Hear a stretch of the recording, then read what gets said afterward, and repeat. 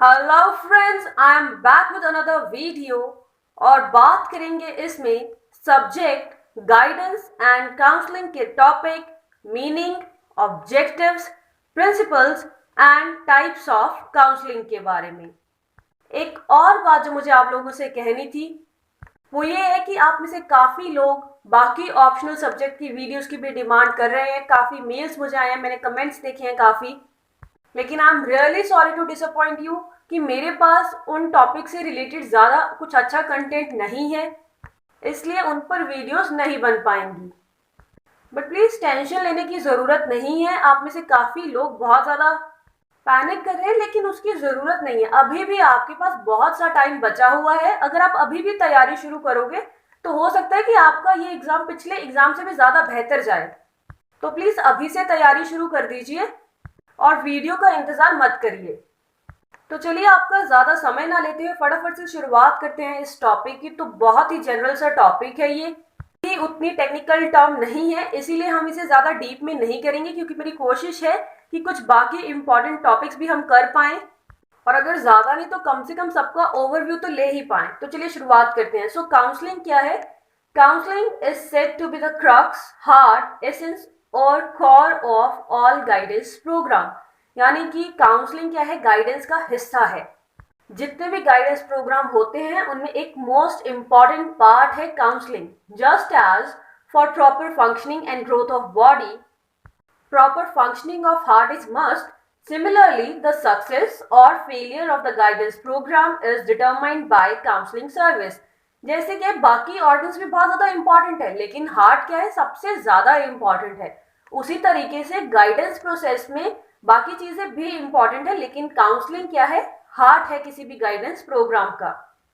सो counselling है क्या? Counseling is a process in which the pupil is approached on an individual level. अब यहीं पर मेन वर्ड है हमारे लिए कि क्या है? इंडिविजुअल लेवल पर जब एक गाइडेंस दी जाती है तो उसे हम क्या कहते हैं? काउंसलिंग कहते हैं। He or she is helped in educational, vocational और psychological field only at problem points. यानी कि जब किसी को किसी भी फील्ड में, एजुकेशनल, वोकेशनल, साइकोलॉजिकल फील्ड में कोई प्रॉब्लम आती है तब काउंसलिंग की जाती है। जैसे गाइडेंस हम जनरली भी देते हैं कि आपको ये करना चाहिए, वो करना चाहिए, गाइड हर कोई हमेशा करता है आपको, लेकिन काउंसलिंग तभी की जाती है जब कोई प्रॉब्लम आती है। In counselling the subject matter is people's needs, abilities, aims, aspirations, plans, decisions, actions and limitation. Counselling के दौरान सब्जेक्ट मैटर क्या है? पीपल की नीड क्या है, उनकी एबिलिटीज क्या है, क्या एम्स है उनकी, क्या एस्पिरेशंस है, क्या प्लान है, क्या डिसीजंस लेते हैं, यानी उनमें उनको सही रास्ता दिखाना। परामर्श देना यानी सलाह देना। अब हम बात करेंगे एलिमेंट्स ऑफ काउंसलिंग के बारे में कि क्या एलिमेंट्स होते हैं परामर्श के। सबसे पहले आता है काउंसलर, यानी कि a person who is professionally capable to extend help. वो इंसान जो आपको हेल्प देने के लिए प्रोफेशनली ट्रेंड है, कैपेबल है। Counselling a person who seeks help and let himself or herself be subjective for counselling, यानी कि वो इंसान जिसको हेल्प की जरूरत है। फिर है काउंसलिंग एनवायरनमेंट, यानी जहां पर उसको काउंसलिंग दी जाएगी, जहां पर उसको काउंसिल किया जाएगा, उसको परामर्श दिया जाएगा, जो उसकी प्रॉब्लम्स है उनका निवारण किया जाएगा। अब कुछ डेफिनेशंस देख लेते हैं। वेबस्टर्स डिक्शनरी क्या कहती है? Counselling is a mutual interchange of opinions और डेलिब्रेशन टुगेदर, यानी कि जब हम म्यूचुअली अपने ओपिनियंस इंटरचेंज करते हैं और डिस्कस करते हैं चीज़ों के बारे में। अब यहाँ पर चीज़ों से मेरा मतलब है कि जो उस इंसान की प्रॉब्लम्स है, काउंसलर क्या करेगा? उससे बात कर कर उसकी प्रॉब्लम की तह तक जाने की कोशिश करेगा, क्योंकि कभी कभी क्या होता है, जिसको प्रॉब्लम होती है उसे ही नहीं पता होता है कि उसे प्रॉब्लम एक्चुअल में क्या है। तो अब ये काउंसलर की जिम्मेदारी हो जाती है कि उससे बात करके उसकी असली प्रॉब्लम तक वो पहुंचे। अब नेक्स्ट डेफिनेशन है, according to Rogers view, counselling may be defined as series of direct contact with individual which aims to offer him or her assistance in changing attitudes and behavior। यानी कि क्या है? एक तरीके की डायरेक्ट कांटेक्ट है individual के साथ, क्योंकि जब हमने गाइडेंस की बात करी थी तो वो सबको एक साथ भी दी जा सकती थी, लेकिन काउंसलिंग क्या होती है? अलग से होती है, जब स्पेशल अटेंशन दिया जाता है, किसी को असिस्ट किया जाता है जब भी उन्हें कोई प्रॉब्लम होती है। According to Strang, face to face relationship, counselling is a face to face relationship in which growth takes place in the counsellor as well as the counsellee.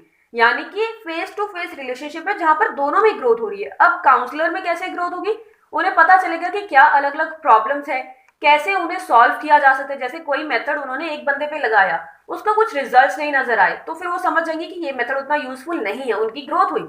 और किसी और पर, यानी फिर उन्होंने कुछ चेंज किया उस मेथड में और वो मेथड अप्लाई किया किसी भी प्रॉब्लम को सॉल्व करने के लिए, और अगर उससे प्रॉब्लम सॉल्व हो जाती है तो फिर उनकी नॉलेज बढ़ेगी कि हाँ ये मेथड ज़्यादा यूजफुल है। और काउंसलिंग के लिए तो हेल्प है ही, क्योंकि उसकी प्रॉब्लम जो है वो सॉल्व हो रही है। According to Myer, counselling implies relation between two individuals in which one gives a certain kind of assistance to other. यानी कि काउंसलिंग क्या है, एक तरीके का रिलेशन है दो इंडिविजुअल्स के बीच में, जिसमें एक क्या है दूसरे को असिस्टेंस दे रहा है, यानी कि हेल्प कर रहा है, यानी कि परामर्श दे रहा है। Next is objectives of counselling, यानी कि क्या उद्देश्य है काउंसलिंग की। To help in realisation of goals, अब किसी के क्या गोल्स है वो उन्हें रियलाइज हो, उसके लिए काउंसलिंग की जाती है। उनके इंटरेस्ट, टैलेंट, स्ट्रेंथ, वीकनेसेस के बारे में पता चले। स्वॉट एनालिसिस भी जिसे हम कहते हैं, वो भी एक तरीके से काउंसलिंग का हिस्सा है। To help in proper choices of course, अब उनकी क्या एबिलिटीज हैं उसके बेसिस पे वो एक प्रॉपर कोर्स चूज कर सकें, उसके लिए काउंसलिंग होती है। अवेयरनेस, एजुकेशनल, वोकेशनल, क्या उनके लिए अपॉर्चुनिटी है, इस सारी चीज़ की उन्हें अवेयरनेस हो, उन्हें नॉलेज हो इस चीज़ की, इसके लिए काउंसलिंग होती है। To provide plan for solving difficulties, कुछ प्रॉब्लम आती है तो उस प्रॉब्लम से कैसे डील करना है, उसके लिए क्या हमारा सॉल्यूशन होना चाहिए, वो चीज़ डिसाइड करने के लिए। फॉर डिसीजन मेकिंग, अगर कहीं पर कुछ प्रॉब्लम होती है, हमें समझ नहीं आ रहा है कि यहाँ पर क्या करना चाहिए, तो हम क्या करते हैं, किसी एक्सपर्ट से हेल्प लेते हैं, तो वो क्या होगी, काउंसलिंग होगी, जब हम इंडिविजुअली किसी एक्सपर्ट से हेल्प ले रहे हैं। टू रिड्यूस स्ट्रेस और रिस्क, कोई किसी भी तरीके का कोई भी रिस्क, जैसे साइकोलॉजिकल, इंटेलेक्चुअल, इमोशनल, जब हमें स्ट्रेस होता है तो उसको दूर करने के लिए हम काउंसलर की मदद लेते हैं। राइट एटीट्यूड हो, कि पॉजिटिव एटीट्यूड हो, पॉजिटिव थॉट्स आए, उसमें काउंसलिंग हेल्प करती है, ये काउंसलिंग का ऑब्जेक्टिव है। To reduce wastage and stagnation, अब ये पॉइंट हम पहले भी डिस्कस कर चुके हैं कि अगर कोई स्कूल में एडमिशन ले रहा है, अगर हम एजुकेशनल पॉइंट ऑफ व्यू से देखें तो वो पूरी अपनी पढ़ाई पूरी करे, ऐसा नहीं कि बीच में छोड़ के चले जाए। To minimise the mismatching between education and employment and help in efficient use of manpower. अब ये एक बड़ा अच्छा पॉइंट है कि पढ़ाई तो बहुत से लोग करते हैं, लेकिन उतने ज़्यादा लोग, या फिर हम यूँ कहें कि पढ़ाई करने वाले सारे ही लोग एम्प्लॉयमेंट सेक्टर में नहीं जाते हैं। किस वजह से, क्योंकि उन्हें अपनी एबिलिटीज ही नहीं पता होती है, मिसमैच हो जाता है एजुकेशन में और एम्प्लॉयमेंट में, जिसकी वजह से मैन पावर का एफिशिएंट यूज नहीं हो पाता है। तो वो एफिशिएंट यूज हो, कोई मिसमैच ना हो, उसके लिए भी काउंसलिंग जरूरी है। To help students in the period of turmoil and confusion, अब बच्चे क्या होते हैं एडोलसेंट एज के दौरान तो बहुत ही ज्यादा कंफ्यूजन में रहते हैं, या फिर वैसे भी नॉर्मली किसी बात की उन्हें कंफ्यूजन हो सकती है, तो उनकी कंफ्यूजन को दूर करने के लिए काउंसलिंग बहुत ज्यादा हेल्पफुल है, काउंसलिंग का ये ऑब्जेक्टिव है। Next is for holistic development, ताकि बच्चों की social, moral, physical, intellectual development अच्छे से हो सके, उसके लिए भी काउंसलिंग जरूरी है, या हम यूं कह सकते हैं कि यह भी काउंसलिंग का एक उद्देश्य है। नेक्स्ट हम बात करेंगे प्रिंसिपल्स ऑफ काउंसलिंग के बारे में, यानी कि क्या सिद्धांत है काउंसलिंग के, क्या बातें काउंसलिंग के दौरान ध्यान में रखी जाती हैं। So first and foremost is principle of acceptance, यानी कि जो आपका क्लाइंट है, जो काउंसली है, उसको एक्सेप्ट करो आप, उसकी physical, social, mental, economic condition को एक्सेप्ट करो। ऐसा नहीं है कि अगर उसकी सोशल कंडीशन उतनी अच्छी नहीं है, वो अच्छे से बात नहीं कर पा रहा है, या मेंटल कंडीशन उसकी अच्छी नहीं है, या इकोनॉमिक कंडीशन अच्छी नहीं है, अच्छे कपड़े नहीं पहने या कुछ भी, तो ऐसा नहीं है कि आप उसे अच्छे से ट्रीट ही ना करो। तो वो काउंसलिंग के लिए कोई क्यों आता है, जब वो प्रॉब्लम में है तो और ज्यादा डिप्रेस हो जाएगा वो बंदा, तो इसीलिए सबसे पहले जरूरी है कि आप उसे एक्सेप्ट करो। Next is principle of communication, अब कम्युनिकेशन किस तरीके से, कि वर्बल एंड नॉन वर्बल दोनों, आप क्या बोलते हो उससे ज्यादा जरूरी ये भी है कि आप क्या एक्शन करते हो, और नॉन वर्बल कम्युनिकेशन मतलब यही है कि आपके एक्शंस बोलते हैं जब, और अक्सर कहा जाता है कि action speaks louder than the voice, जैसे कि कोई आपको अपनी प्रॉब्लम सुना रहा है, जैसे काउंसलर को कोई काउंसलिंग प्रॉब्लम सुना रहा है और उसे लगता है कि वो ऐसे अजीब अजीब से मुंह बनाने लग जाए या उसकी बात में उतना ज़्यादा ध्यान ना दे, तो वो बंदा जो है वो और ज़्यादा डिप्रेस हो जाएगा। इसीलिए ये सिद्धांत है कि प्रॉपर कम्युनिकेशन हो, वर्बल भी एंड नॉन वर्बल भी। जो काउंसलर हो वो उस जिस बंदे को प्रॉब्लम है उसको ज़्यादा बोलने का मौका दे और उसकी बात को ध्यान से सुने, proper verbal and non verbal communication हो। Next is principle of empathy. Empathy मतलब कि जब हम दूसरे की प्रॉब्लम को समझने की कोशिश करते हैं, काउंसलर को चाहिए कि वो खुद को क्लाइंट की जगह रख के सोचे कि इसको ये प्रॉब्लम है तो शायद इसलिए ये इस तरीके से बिहेव कर रहा है। जैसे अगर किसी को कोई मेंटल प्रॉब्लम है तो हो सकता है कि वो उल्टा सीधा कुछ बोल दे, तो अब यहाँ पर काउंसलर को चाहिए कि वो उसे अच्छे से ही ट्रीट करे, उसकी कंडीशन को समझे। Next is principle of non judgemental attitude. अब काउंसलर का नॉन जजमेंटल एटीट्यूड होना चाहिए। ऐसा नहीं है कि कोई आया और किसी की बात उन्हें कोई पसंद नहीं आई तो उन्होंने डायरेक्टली उसे क्रिटिसाइज करना शुरू कर दिया, या किसी की प्रॉब्लम सुनी तो उसी को क्रिटिसाइज किए जा रहे हैं, उस पर नेगेटिव कमेंट दिए जा रहे हैं कि ये तो तुम्हारी गलती है, तुम्हें इस तरीके से नहीं करना चाहिए था। जैसे फॉर एग्जाम्पल मान लीजिए कि कोई डोमेस्टिक वायलेंस जिसके साथ हुआ है वो लेडी आती है, तो अगर काउंसलर उससे कह देता है कि आपने पहले क्यों ये सहा, आपकी गलती है, तो वो हो सकता है कि और ज्यादा डिप्रेस हो जाए। तो इसीलिए कोई भी जजमेंट नहीं देनी है काउंसलर को। प्रिंसिपल ऑफ कॉन्फिडेंशियलिटी, यानी कि जो काउंसलिंग की बात है उसको सीक्रेट रखा जाए ताकि जो आपका क्लाइंट है वो आप पर पूरी तरीके से विश्वास कर पाए। या फिर अगर हम एजुकेशन फील्ड की बात करें तो स्टूडेंट आपसे अपनी प्रॉब्लम अच्छे से शेयर कर पाए, बच्चे का विश्वास बन पाए आपके ऊपर, तो इसीलिए principle of confidentiality. Next is principle of individuality, यानी कि हर बंदा अलग है, तो आपको चाहिए, काउंसलर को चाहिए कि उसकी प्रॉब्लम को समझे और उसके हिसाब से उससे बात करे। हो सकता है कि जो मेथड आपने दूसरे बंदे पे अप्लाई किया वो इन पे ना चले, तो इसीलिए इंडिविजुअल डिफरेंसेस को ध्यान में रखा जाए। Principal of non emotional involvement. अब काउंसलर को हेल्प तो करनी है उस बंदे की जिसको प्रॉब्लम है या उस बच्चे की, लेकिन इमोशनली इन्वॉल्व नहीं होना है उसके साथ। अब ये बात तो हर प्रोफेशन में सिखाई जाती है कि इमोशनली इन्वॉल्व नहीं होना है। जैसे अगर टीचर भी किसी बच्चे की प्रॉब्लम को सुन के उसके साथ इमोशनली इन्वॉल्व हो जाए तो कहीं ना कहीं वो बायस हो जाएगा। या फिर अगर डॉक्टर्स इमोशनली इन्वॉल्व हो जाए तो फिर वो कैसे ऑपरेशन करेंगे। तो ऐसे ही काउंसलर को भी चाहिए, जैसे अगर किसी ने उसे अपनी प्रॉब्लम सुनाई तो ऐसा नहीं है कि उसे सुन के बहुत ज्यादा दुखी हो जाना है या फिर उसी के बारे में सोचे जा रहे हैं, फिर तो काउंसलर को भी काउंसलर की जरूरत पड़ जाएगी। तो इमोशनली इन्वॉल्व नहीं होना है, उसकी प्रॉब्लम सुननी है, उसकी प्रॉब्लम समझनी है, एम्पैथेटिक बिहेवियर रखना है और उसको सॉल्व करने की कोशिश करनी है। नेक्स्ट इज प्रिंसिपल ऑफ परमिसिवनेस, यानी कि ऑप्टिमिज्म हो। जिस भी बच्चे की, जिस भी इंसान की प्रॉब्लम है उसको सुना जाए, उसको पूरा फ्रीडम दिया जाए कि वो अपनी बात रखे और ऑप्टिमिस्टिक एनवायरनमेंट बनाया जाए, यानी कि आशावादी एनवायरनमेंट वहां पे क्रिएट किया जाए। Next is principle of honesty. Honest advice दी जाए, ज्यादा उम्मीदें भी ना दे दी जाए कि हाँ भाई सभी कुछ ही ठीक हो जाएगा, क्योंकि फिर अगर बाद में उम्मीदें टूटती हैं तो वो बंदा और ज्यादा परेशान हो सकता है। तो इसीलिए ऑनेस्ट एडवाइस दी जाए, ये भी नहीं कि उसका दिल ही तोड़ दिया जाए, ये भी नहीं कि उसको बहुत ज्यादा हवा में उड़ा दिया जाए कि सब कुछ ठीक हो जाएगा। एक तरीके से ऑनेस्ट एडवाइस दो। Next is principle of consistency, यानी कि कंसिस्टेंट होना चाहिए कि स्टेप बाय स्टेप प्लानिंग होनी चाहिए। फिर आता है प्रिंसिपल ऑफ स्ट्रक्चरल लर्निंग। अब काउंसलिंग क्या है, एक तरीके की लर्निंग है। जैसे मैंने पहले बताया कि काउंसलर को भी हेल्प मिलती है नए नए वेज के बारे में जानने के लिए, और काउंसलिंग की तो हेल्प होती ही है कि उसकी प्रॉब्लम सॉल्व हो जाती है। Next is principle of clarification, कि बहुत ही क्लियरली जो बंदा है उसकी प्रॉब्लम सुनो और फिर उसको एडवाइस दो, क्या सॉल्यूशन हो सकता है इस प्रॉब्लम का, क्लियरली उसे बताओ। ज्यादा होप्स देने की भी जरूरत नहीं है, जैसे ऑनेस्टी का थोड़ा सा सेम आ जाएगा इसमें। Next is principle of democratic values, यानी कि उसकी पूरी बात सुनी जाए, उसको फेयर ट्रीटमेंट दिया जाए, उसको पूरा फ्रीडम दिया जाए कि वो अपनी बात को एक्सप्रेस करे, प्रॉपर जस्टिस हो उस इंसान के साथ जिसको कोई भी प्रॉब्लम है। अब देखिए जितने भी मैंने आपको ऑब्जेक्टिव्स बताए हैं आपको वो स्टूडेंट के रेफरेंस में लिखने की, स्टूडेंट को अगर प्रॉब्लम होती है, क्योंकि ये टॉपिक हम बीएड में लिख रहे हैं तो ज्यादा फोकस उस चीज पे होना चाहिए। थोड़ा बहुत आप बाकी चीजों के बारे में भी लिख सकते हैं। नेक्स्ट हम बात करेंगे टाइप्स ऑफ काउंसलिंग के बारे में। So based on length of counselling session दो तरीके की होती है, short term counselling and long term counselling. फिर आता है based on number of counsellors involved, दो तरीके की होती है, इंडिविजुअल काउंसलिंग, यहाँ पर एक ही बंदे को काउंसिल किया जा रहा है। Next is group counselling.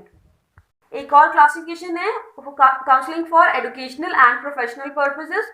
तो कितने टाइप की हो सकती है, स्टूडेंट काउंसलिंग हो सकती है, एजुकेशनल काउंसलिंग हो सकती है, वोकेशनल काउंसलिंग हो सकती है, करियर काउंसलिंग हो सकती है एंड प्लेसमेंट काउंसलिंग हो सकती है।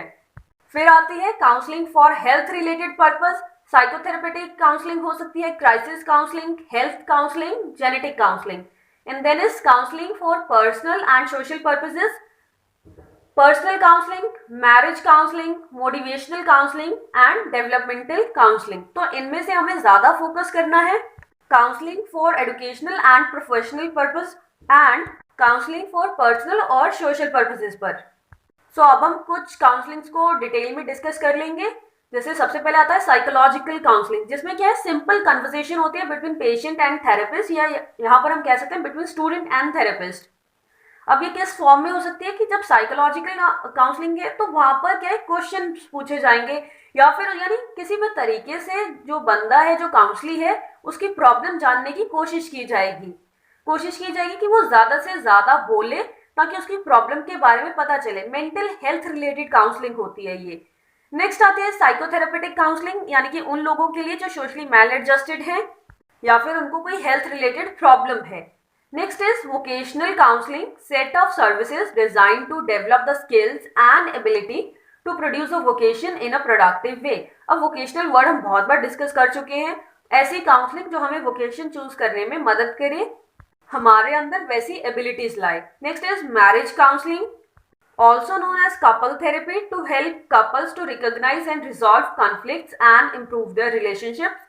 यानी कि अगर कुछ प्रॉब्लम हो जाती है फैमिली में या फिर कपल्स में तो उनकी प्रॉब्लम को सॉल्व करने के लिए ये काउंसलिंग होती है। फिर आती है student counselling for students those who are not able to adjust themself in class and other activities of the school, यानी कि जो अपने आप को एडजस्ट नहीं कर पा रहे, जिनको कोई प्रॉब्लम आ रही है, तो काउंसलर उन्हें प्रॉपर वे सजेस्ट करते हैं कि कैसे वो इन प्रॉब्लम्स को हैंडल कर सकते हैं, कैसे इन प्रॉब्लम से डील कर सकते हैं।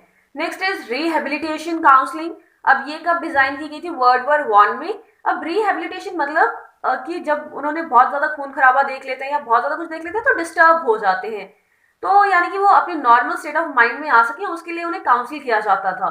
Design to assist people those who have faced any kind of abuse और to help person with disabilities in accomplishing their goals and in achieving independence and full participation in all aspects of community।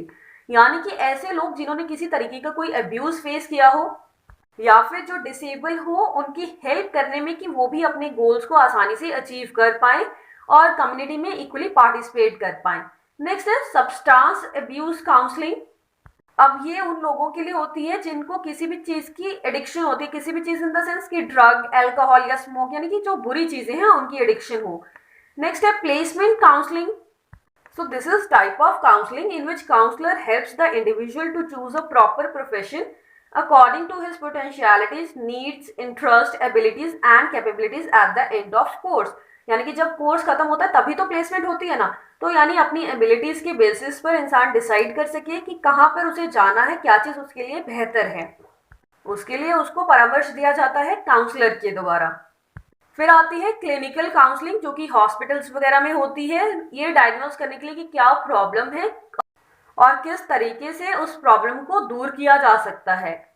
तो यहाँ पर हमने कुछ ही types of counselling को discuss किया है। अगर आपके पास टाइम होता है तो आप आसानी से सारी भी कर सकते हैं, लेकिन बात वही है कि हमें फोकस करना है एजुकेशनल फील्ड से रिलेटेड टॉपिक्स पर, और बाकी टॉपिक्स का सिर्फ आप एक छोटा सा ओवरव्यू ही दें।